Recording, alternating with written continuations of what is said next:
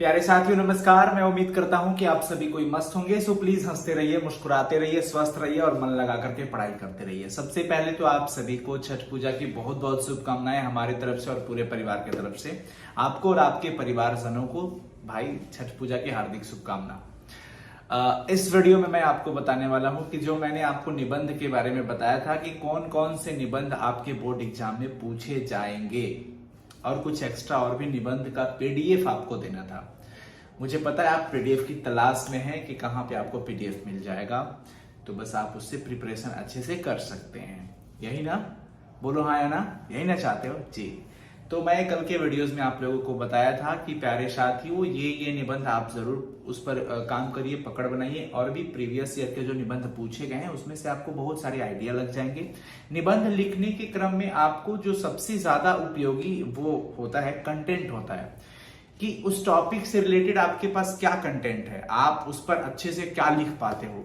तो उसको मैं आज आपके साथ शेयर करने वाला हूं। देखिए ये हमारा ये फोन हो गया। आपने क्या करा कि अपने फोन में साइंस संग्रह एप्लीकेशन को इंस्टॉल करना है। कहां पे पीडीएफ मिलेगा मैं बताऊंगा। ये आपका होम पेज ओपन हो गया। आप यहाँ वीडियोस एंड नोट्स में भी जा सकते हैं। तो मैं सबसे पहले वीडियोस एंड नोट्स में गया। यहाँ पे आपको क्लास चूज करना है। क्लास 12 हमने चूज कर लिया। फिर यहाँ पे हिंदी व्याकरण का एक सब्जेक्ट मिलेगा, वहां पे जाना है और इसमें सबसे नीचे आपको चला जाना है निबंध। देखो यहाँ पे सबसे नीचे निबंध दिख रहा है, उसमें मैं क्लिक है, यहाँ पे पीडीएफ है, यहाँ पे ओपन कर लेना है, इसको क्लिक कर देना है। क्लिक करने पे देखिए ये पीडीएफ आपका ओपन हो गया। आप चाहें तो यहाँ पे क्लिक करके इसको ऐसे क्लिक करके आप देखिए कितने अच्छे से चाहे तो आप पढ़ सकते हैं। ऐसे मतलब ये स्किप हो गया, हाँ ऐसे आप आराम से ऐसे पढ़ाई कर सकते हैं इस पे। तो ये सारा का सारा पीडीएफ मैं आपको दे दिया हूं और यहां से आप क्लिक करके डाउनलोड भी कर सकते हैं। देखिए ये पूरा का पूरा पीडीएफ मैं निबंध का जो भी था पीडीएफ आप लोगों के लिए मैं दे रखा हूं। इसके अलावा आप और भी यहाँ पे है देख सकते हैं।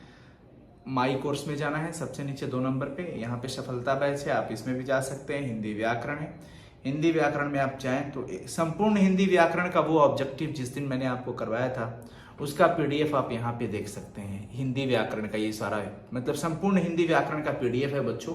अगर आप चाहो तो इसको पढ़ करके बेहतर ऑब्जेक्टिव पे पकड़ बना सकते हैं। मतलब क्लास 12 की ऑब्जेक्टिव अगर ग्रामर सेक्शन की बात करें तो आपको कोई परेशानी नहीं होगा। आप आसानी से इसे प्रिपरेशन कर सकते हैं और इसे फोन में डाउनलोड भी कर सकते हैं आप। हाँ, इसके अलावा मैं निबंध की बात कर रहा था, तो आप यहाँ पर भी सबसे नीचे लास्ट में जाकर के निबंध पर क्लिक करेंगे ना, तो यहाँ पर वो पीडीएफ ओपन हो जाएगा। तो यहाँ से निबंध आपको करना क्या, निबंध की तैयारी कैसे करना, आपको रटना नहीं है, आपको कंटेंट पढ़ना है। मैं आपको एक सलाह दे रहा हूं कि आप पीडीएफ को ओपन कर लो, उसको रीड करो, मतलब पढ़ो, सिर्फ पढ़ो, पहले पढ़ो।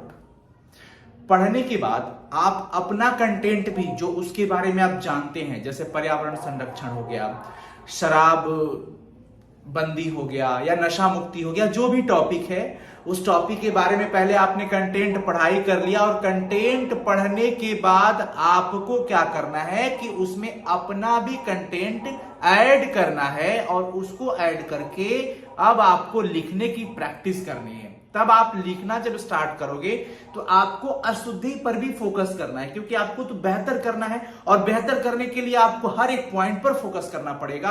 तो मैं सिर्फ ये नहीं कहूंगा कि हाँ आप याद कर लो, रट जाओ और लिख डालो, लेकिन मैं आपको एक बहुत बड़ा बात बता रहा हूं कि भाई लिखते वक्त आपको ध्यान रखना है अशुद्धि कम से कम हो, क्योंकि लिटरेचर है, हिंदी साहित्य है और इसमें अशुद्धि ही बच्चों के मार्क्स की कटौती का कारण बन जाता है।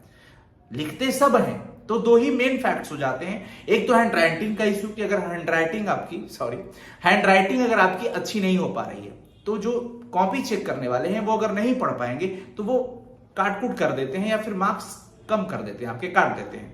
सोचिए अगर आपकी हैंड राइटिंग भी अच्छी हो और अशुद्धि भी कम से कम हो, तो कोशिश करना है काटकूट कम रहे, स्वच्छता अच्छा रहे, मतलब साफ सुथरा आंसर राइटिंग हो और अशुद्धि कम से कम हो। हर्ष ई, हर्ष उ, दीर्घ उ, कहां पे क्या होना चाहिए ये आपको लिखकर प्रैक्टिस करने से ही आएगा।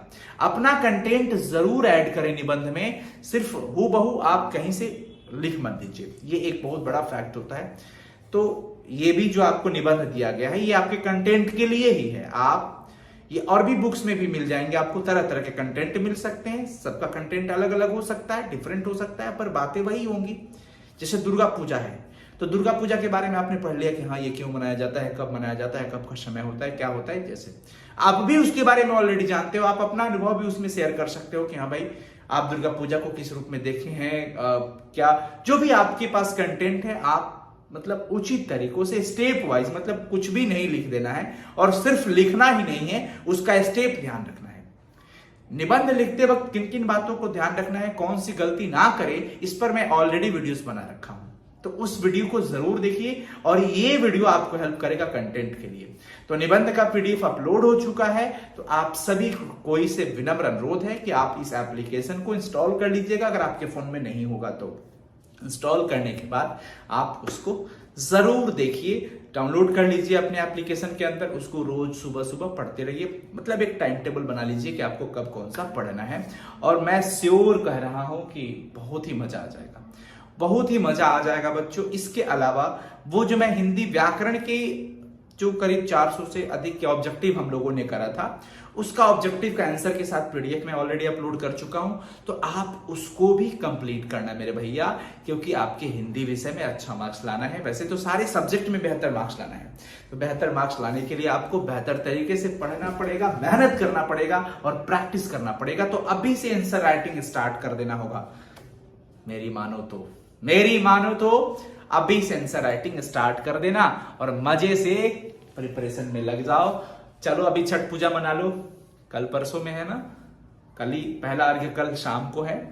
मतलब मैं आज वीडियो बना रहा हूँ इसके अकॉर्डिंग बोल रहा हूँ, ये मत सोचना कि 4-5 दिन बाद देखो गए छठ बीत गया है और आप अभी बोल रहे हो कल छठ है।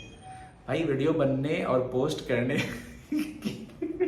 के टाइम टेबल के अकॉर्डिंग मैं बता रहा हूँ। तो चलिए पढ़ाई करते रहिएगा, मजे से पढ़ाई करिए और मेहनत करिए। मैं बोल रहा हूं ना कि अशुद्धि पे ज्यादा फोकस करना, हैंड राइटिंग पर ज्यादा फोकस करना। धन्यवाद, थैंक यू सो मच। अपना स्नेह ऐसे ही बनाए रखें और बराबर आपको वीडियोस मिलते रहेंगे। नमस्कार, शुभ दिन हो आपका। Thank you, bye everyone. हो गया रिकॉर्ड, गजब। थैंक यू सो मच प्यारे साथियों, लव यू।